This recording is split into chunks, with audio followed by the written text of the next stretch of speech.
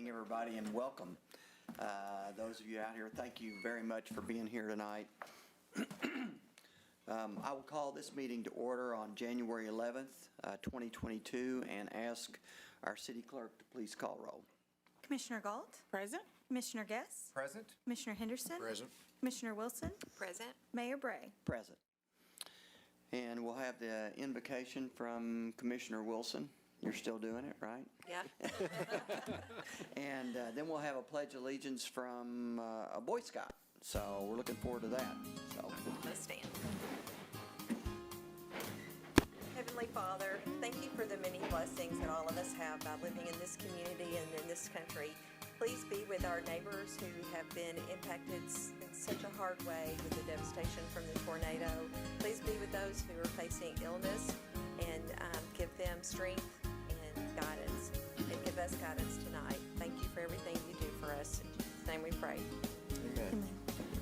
And we have, let me just make sure I introduce Amos properly. We've got Amos Holland from PAC 470. So, Amos, are you going to lead us? Okay. Allegiance to the flag of the United States of America and to the republic for which it stands, one nation, under God, indivisible, with liberty and justice for all. Thank you, Amos. Great job.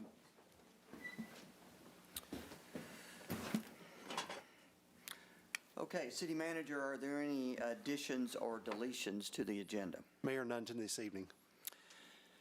Okay, from here we've got some new employees, and traditionally we introduce new employees here.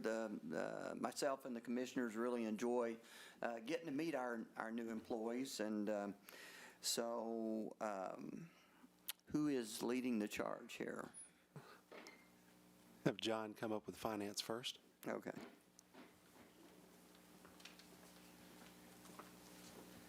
Good evening, Mayor, Commissioners, City Manager, or City Clerk. This is Carrie Freeman. Carrie started with us just a few weeks ago, and you'll see her smiling face in our shop. She is our Senior Administrative Assistant in the department. She is a graduate of Murray State University. She's calm, she's smart, she's a positive person, and she's eager to learn. And we're so glad to have Carrie on board. Thank you. I'm excited about it. Thank you, Welcome, Carrie. I told her that she had to have a speech, and that was it. As long as she knows how to take care of money.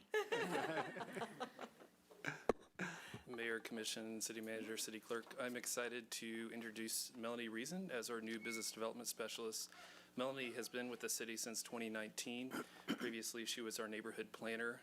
Prior to joining the city, she was a business strategist and marketing expert for a business in Paducah. So she's going to be working with our economic development organizations and working to cultivate that strong business and entrepreneur environment for City of Paducah. So we're excited to have her on board. Great.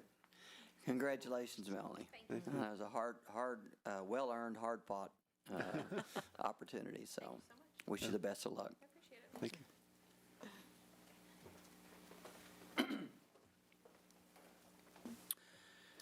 So from here, we once a year we have a very exciting presentation from our auditors who talk about the city financial finances. And so, John, are you going to do it, or is David here? No, I'm just going to introduce him. How's that? Okay. Yeah. I don't know who the tall person is. Oh, there he is. Again, Mayor. Just wanted to set you up good, David. You do an excellent job. Now, if any of you are having trouble sleeping, we're going to fix that. Mayor, Geico commercial. About insurance. Yeah, right. Mayor, Commissioners, City Manager, City Clerk. Tonight we have David Hampton with Kemper CPA Group, and they are our financial auditors.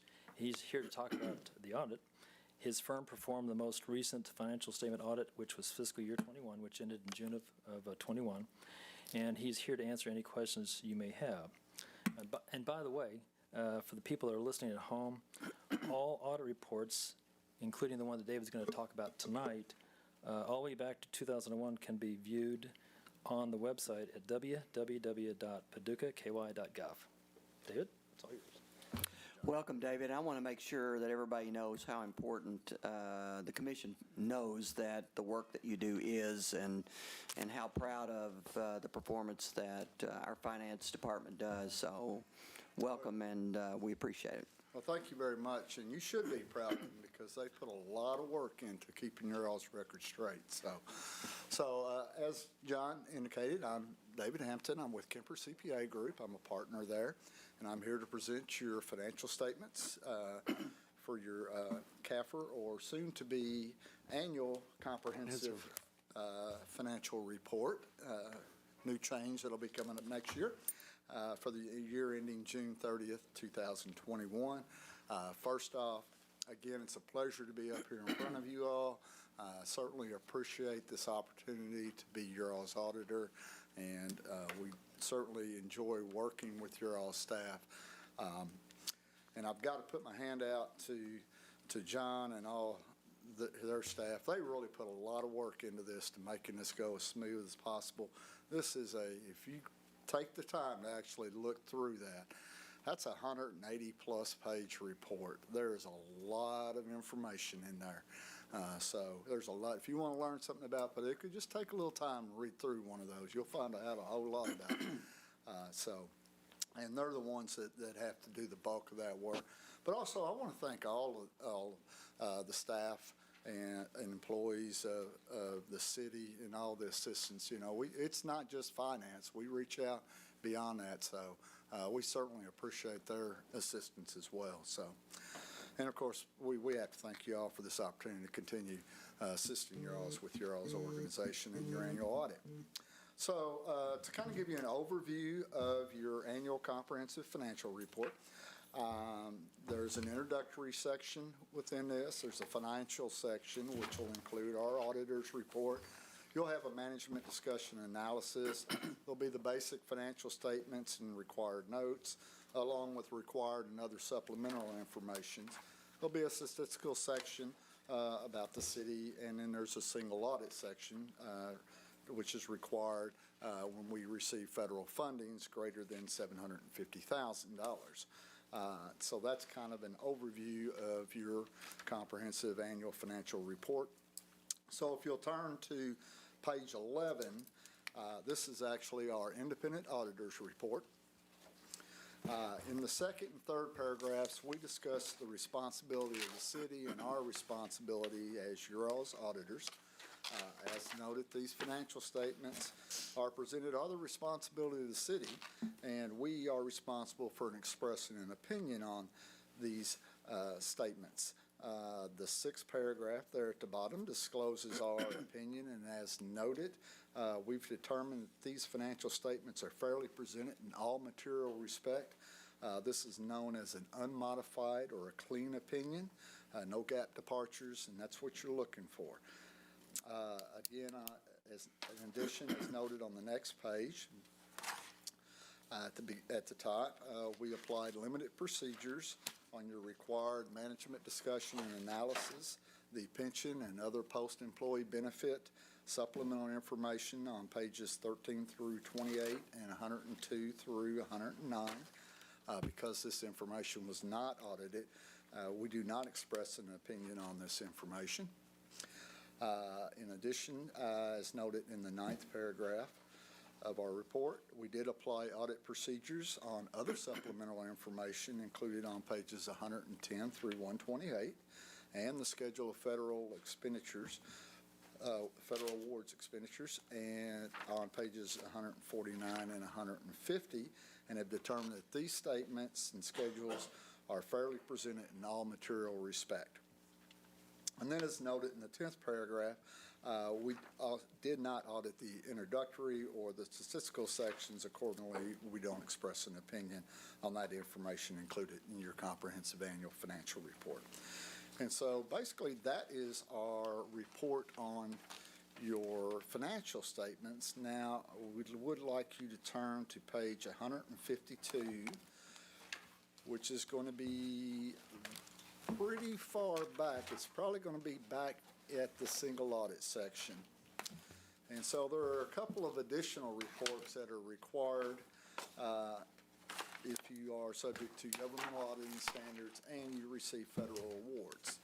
The first one on pages 151 and 152 is our required report under governmental auditing standards. This report will disclose our findings, if any, regarding the city's internal controls over financial reporting and compliance with certain laws, regulations, contracts, and grant agreements.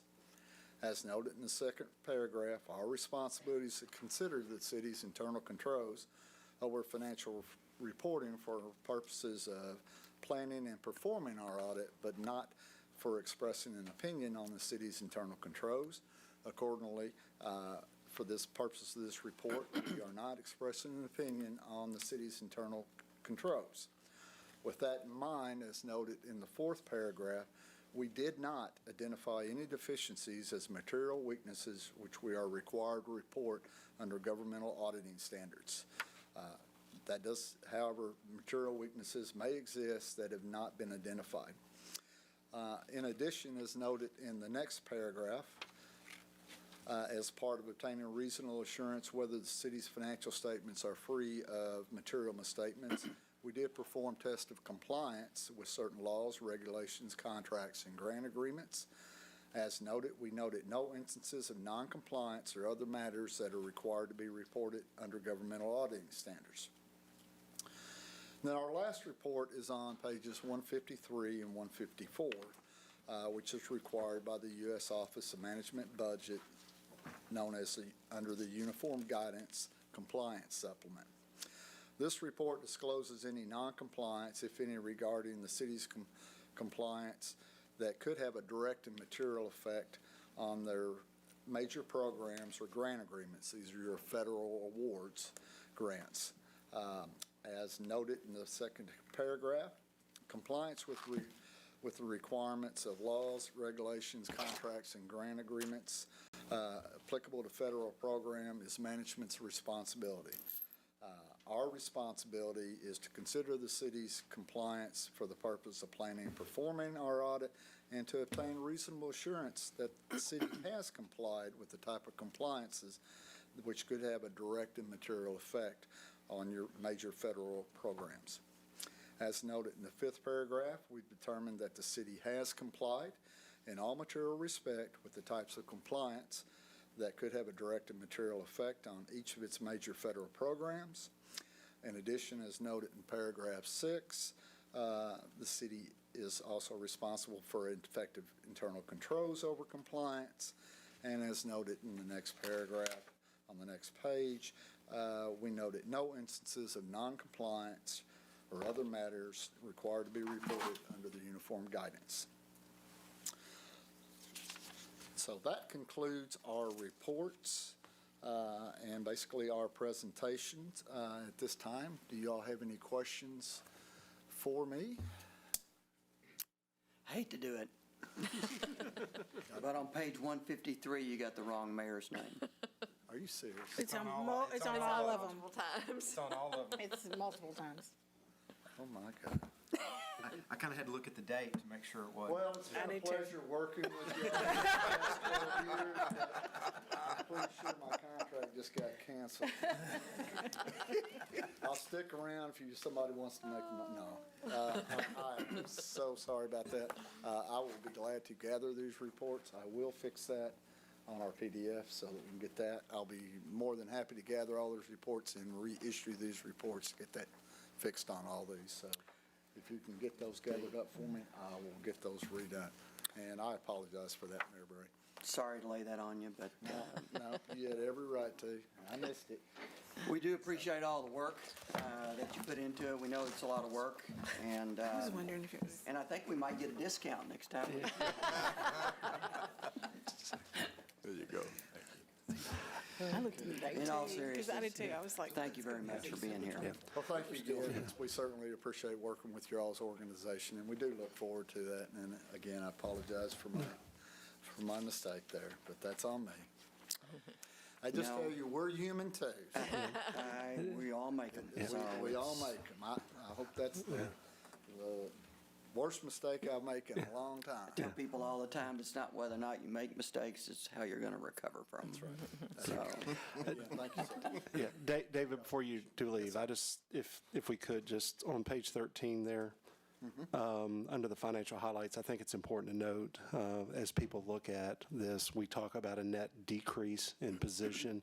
And that is, as you duly note, and I think it's important for us to understand that that decrease is because of the change in net pension requirements and the reporting on that 2.4 million decrease this year, due to changes in the net pension and the OPEB liabilities. And sometimes that can be misconstrued that, operationally why that we're trending downward, but that is because of our pension liability and the reporting on that.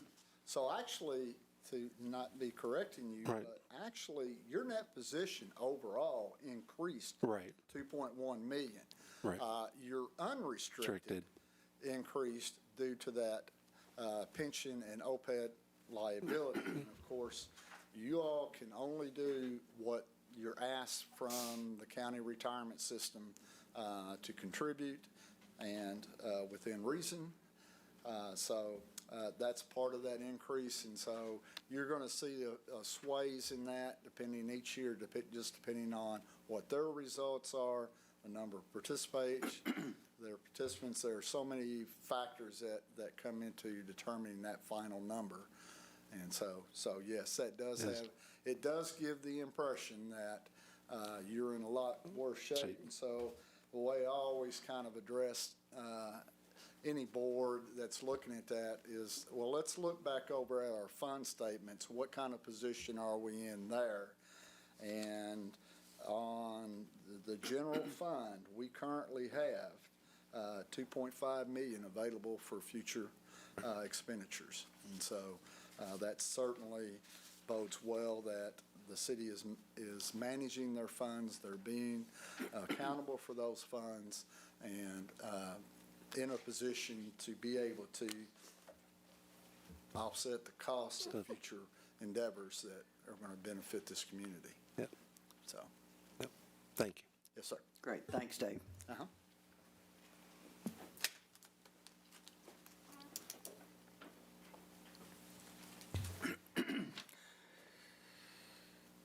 Okay, we'll move right on to the consent agenda.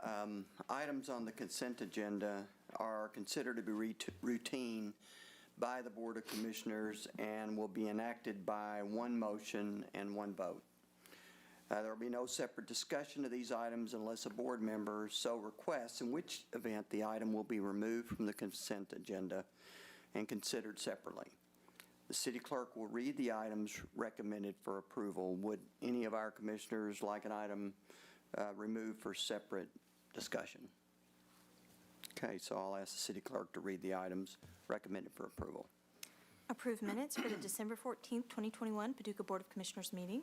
Receive and file documents, personnel actions, a municipal order accepting the donation of real property located at 2009 Guthrie Avenue from Sherry Johnson to the City of Paducah and authorizing the mayor to execute the deed consideration certificate. So moved. Second. Call roll. Commissioner Galt? Aye. Commissioner Guess? Aye. Commissioner Henderson? Aye. Commissioner Wilson? Aye. Mayor Bray? Aye.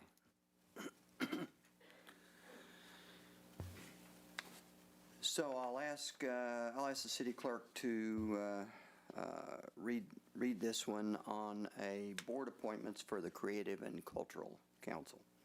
A proposed motion that the Board of Commissioners approve the action of Mayor Bray in the appointment of Basil Drosos and Morgan Walker to the Creative and Cultural Council. Said term shall expire March 24th, 2025. So moved. Second. So just a quick discussion here. This was on the consent agenda, and I asked for it to be pulled off just so we could chat about it briefly. You know, the Creative and Cultural Council is a relatively new board of the city, only established a couple of years ago. And they got started right before COVID, and so they've been, working to try to find their way. They're doing a lot of great work. One of the things they're working on is creating a website of all the arts and cultural organizations in Paducah. where somebody could go to a single website and see all the organizations that are involved in that. And I think that's critical. I think this board is critical because arts, culture, tourism around arts and culture, and let's face it, arts and culture take on a lot of different, a lot of different faces. There's everything from, an individual artist in Lower Town to the Carson Center, which is kind of the center of a lot of our, cultural activity. So we've got a couple of new board appointments here that we've reached out and kind of hand-selected, people that we believe that will add a lot of value to the board and help them continue to progress as we go forward. So Basil Drosis has served on a lot of different boards in this community and has a tremendous background. And Morgan Walker works at, remind me, Symphony the Orchestra. Paducah Symphony, which of course is, is a big part of our culture and the arts community here. And so we think these two folks, both of them are very excited about joining this board, and we believe will add a lot of value. But I wanted to call it out and give any of the commissioners any questions or thoughts about this board or anything, if they wanted a chance to say anything. I think those two really meet the need of what the original intent was, to bring the business community, which Basil brings that, even though he's traveled all across the world, and if you go into his home, you see beautiful art and all of that, but he has that business background, and then Morgan is involved with the arts directly in our community. So to me, that's what the mix was supposed to be originally for the intent. Also, I just would encourage them to continue to work closely with Mary Hammond at the CBB. Yeah. When you look around the community and you see all the organizations that can contribute to arts and culture, I mean, it's almost kind of overwhelming. I mean, because everybody's kind of got a piece of it. And so this board's task is not easy. To try to make sure that the arts and cultural community is relevant, and that we're promoting that, and that we're valuing it. And this board is the board that we're looking for guidance and direction in the community. And I've said that. I attended their last meeting, and I've said that to them, and I think they're on the right track. So, anybody else? Good? Okay. City Clerk, you want to call roll? Commissioner Galt? Aye. Commissioner Guess? Aye. Commissioner Henderson? Aye. Commissioner Wilson? Aye. Mayor Bray? Aye. Okay, City Clerk, you want to read this municipal order? A proposed motion that the Board of Commissioners adopt a municipal order entitled, a municipal order authorizing Planning Director Nicholas Hutchinson, Housing Authority Chairperson Edward Narosniak, and Housing Authority Executive Director Tommy Holloman Jr. as authorized signatories to the Section 8 Housing Choice Voucher Program bank accounts with U.S. Bank and Regions Bank. So moved. Second. And Mayor and Commission, we have Mr. Holloman and John to walk us through this. Okay, third time tonight. As you know, the Section 8 program was an active program operated by the city until recent years. And several years ago, the city contracted with the Paducah Housing Authority to run the Section 8 program for us. With that agreement, from time to time, we need to change the signatures on bank accounts. And with your permission, that's really all we're seeking is for that. I think the banks require that. And Tommy Holloman is with the Paducah Housing Authority, and he is the expert on this, and he can answer any questions that you may have. So it sounds like we're just trying to align the signatures with the current board members. I mean, just really updating information. Yes, sir, that's all it is. That, Yep, pretty straightforward. Does anybody have any other questions for Tommy? He can't come up with one. He's up here. I mean, he's gotten all dressed up and. So this is, and as Mr. Perkin mentioned, that, a couple years ago, the city did transition with the Section 8. And part of that is we still are waiting on the federal to act. Is that correct, Tommy? That is correct. We ask about every year to, quote, merge the two entities. I can only ask so many times with HUD, and they can say, hey, we're looking at it, we're looking at it. So every year we ask, and every year we wait. So explain that again. So the requirement fully to merge the housing authority, Section 8 to be fully integrated into the housing authority instead of it being a subsidiary or still under the umbrella, official umbrella with HUD from the city standpoint. That is correct, yes. Is we have a standing that's been for several years now of a request for them to take action to do that fully. What about in other communities? Are they waiting too, or is this just a Paducah thing? It's kind of a Paducah thing. There is a few other agencies in Kentucky who do this as well, but most housing authorities, when they were formed along with the Section 8 housing choice voucher as well.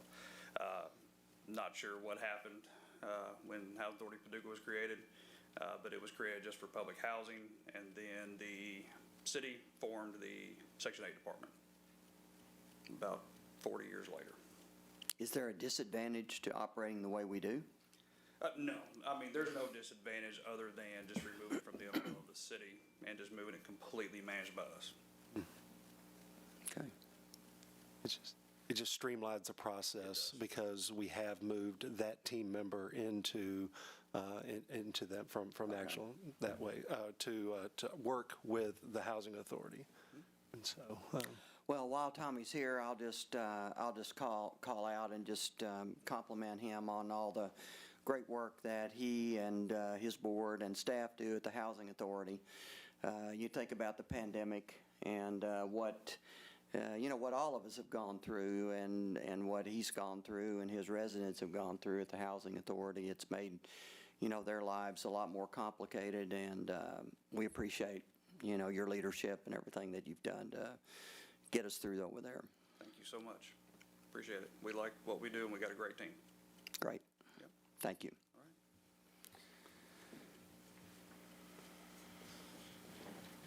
All right. Okay, call roll. Commissioner Galt? Aye. Commissioner Guess? Aye. Commissioner Henderson? Aye. Commissioner Wilson? Aye. Mayor Bray? Aye.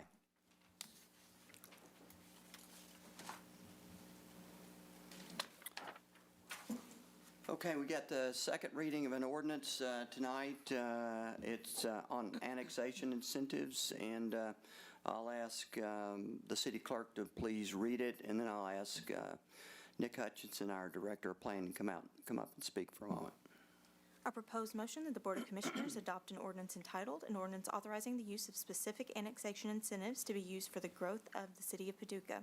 Said ordinance is summarized as follows. The City of Paducah may develop and utilize incentives to offer consensually annexed property owners, meeting the requirements of KRS 81A.412, including but not limited to the following. A, property tax rebate incentive. This incentive will reimburse a property owner the City of Paducah real estate property tax revenues collected for 5 years with a defined beginning and ending date as approved by the Board of Commissioners within a memorandum of agreement with the property owner. B, sanitation incentive. This incentive will allow for the city to provide free basic sanitation service for up to 1 year, up to $10,000 with specific conditions to be outlined within a memorandum of agreement with the property owner. C, closing cost incentive. This incentive will allow a one-time lump sum payment to a property owner equal to the amount of closing costs with a cap of $1,000 with explicit intent to sell the property once it is inside the city limits, with specific conditions to be outlined within a memorandum of agreement with the property owner. So moved. Second.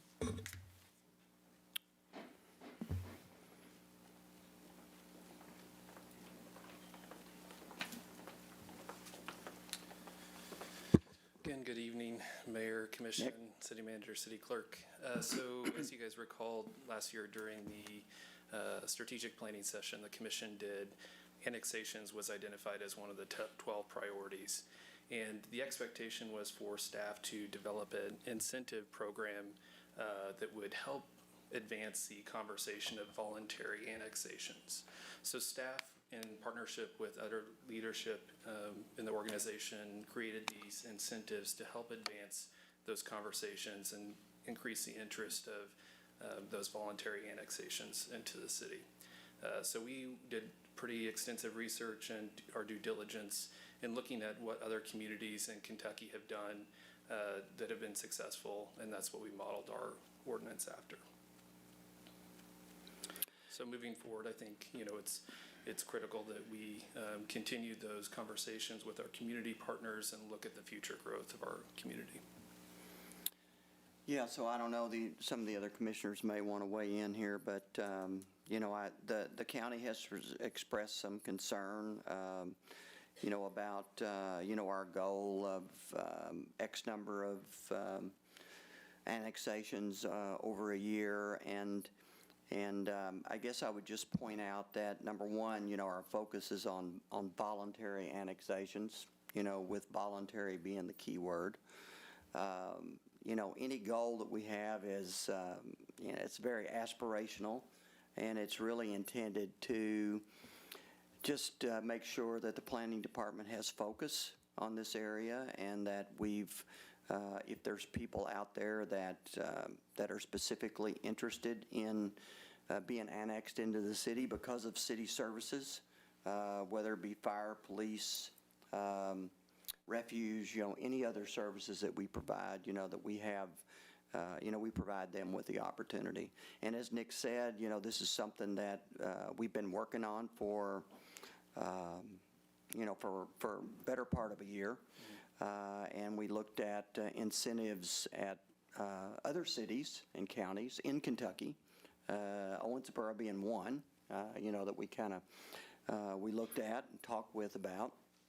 So, I would just point out that the relationship between the city and county right now is probably at an all-time high, at least as I recall, and that's what we intend for it to continue, and so we're going to communicate extremely well through anything that we do going forward, and I think our team, both staff and commissioners, are all committed to that.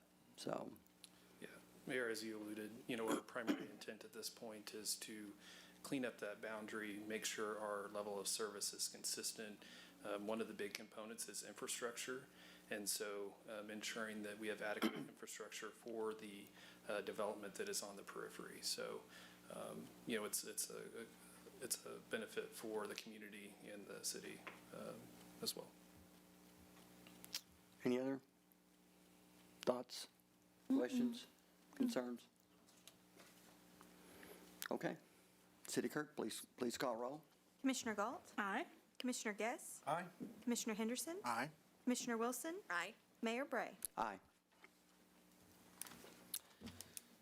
Okay, we were trying to beat the record on short meetings, but I think we missed it. I don't know what your secret is, but No Adams. comments, City Manager, any comments? Just you did hear David, and rightfully so, recognize the work of all of our team in relationship to working on the audit report, and we wanted to echo those. We appreciate our team's diligence in getting us to a place where we have a clean audit for another year in a row. Also, Josh and Nick on their work, the planning department, of what we just talked about in relationship to the incentives. And then finally, just like to remind the community that Monday is Martin Luther King Day, is a holiday for our community, and most of our departments will be closed. But want to encourage the community to participate in the MLK Day events that are scheduled to take place in the community, both Sunday afternoon and also Monday for the march and the luncheon. Great. Thank you, City Manager. Anybody else? Any remarks? So just a quick one. Darren pointed out all the good work that our city staff does, and I had the good fortune to be able to present the State of the City address just recently to talk about the things that we've accomplished this last year and what our aspirations are for the coming year. And one of the things that I did call out is how proud I am of the position I hold and how proud I am of the opportunity to lead not only the commissioners, but really what I think is an outstanding staff and group of directors that really makes a difference for this city. So I just wanted to kind of pile on a little bit with you and call that out. I have nothing else. We have no comments from the audience. So I'll ask to adjourn. So moved. Second? City Clerk, call roll. Commissioner Galt? Aye. Commissioner Getz? Aye. Commissioner Henderson? Aye. Commissioner Wilson? Aye. Mayor Bray? Aye.